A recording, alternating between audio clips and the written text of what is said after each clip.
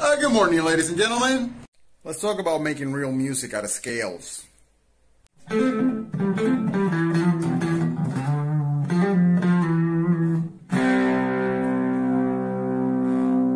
So, this is a subject that everyone and no one talk about all the time. I mean, they tell you to practice scales all day long, and now what? Am I supposed to magically be able to play riffs and solos?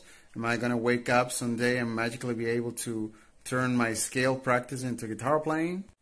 Well, not magically, of course. The only thing you have to do is integrate a few concepts so you can get a beautiful final product like a song or a solo. Let's get a few concepts flowing. So first of all, visualize your scale. Visualize the chord related to that scale.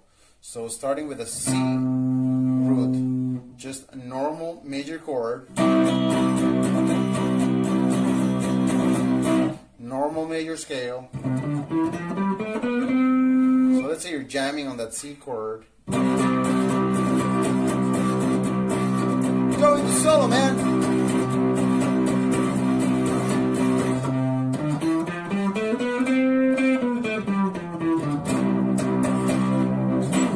Ew, no, that sucked. No, don't do that.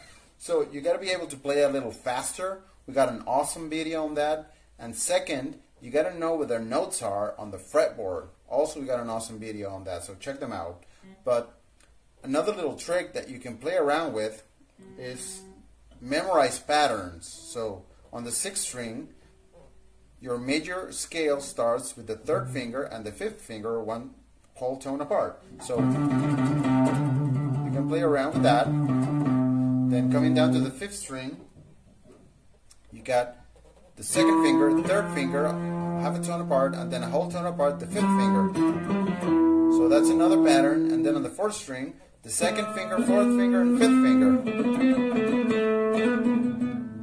And if you memorize enough all those patterns, you can play across the strings and do a cross pattern, something like.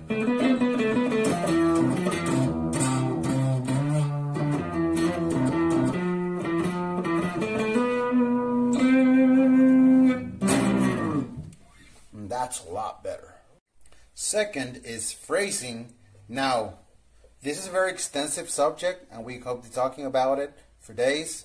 But just a few tips to get started on this matter. Phrase your scales, and that means don't play your scales as if you were a robot.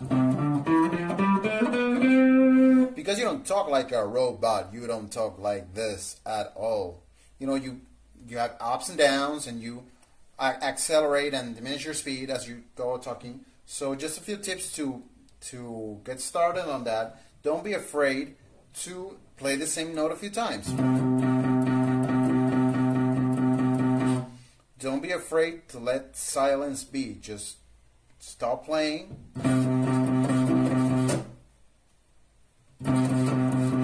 Do keep up with the tempo though.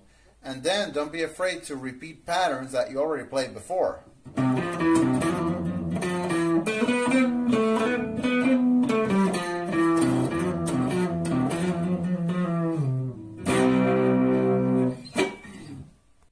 Finally, don't be afraid to dig into a little music theory. I mean, these things are there for a reason, right? And they can help out a whole lot. You can even look these things up in Google if you want. You don't have to go to classes or anything, although classes are good, I mean, depending on the teacher. But we're going to do a series of videos on music theory for beginners later on.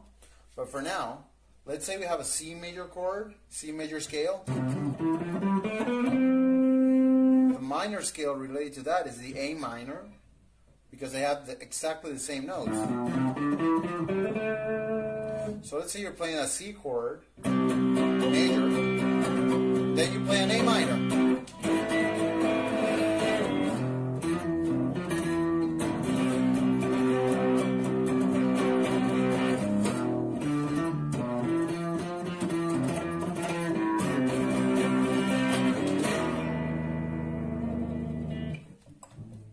So that was just C and an A minor, and I was playing exactly the same notes on both scales.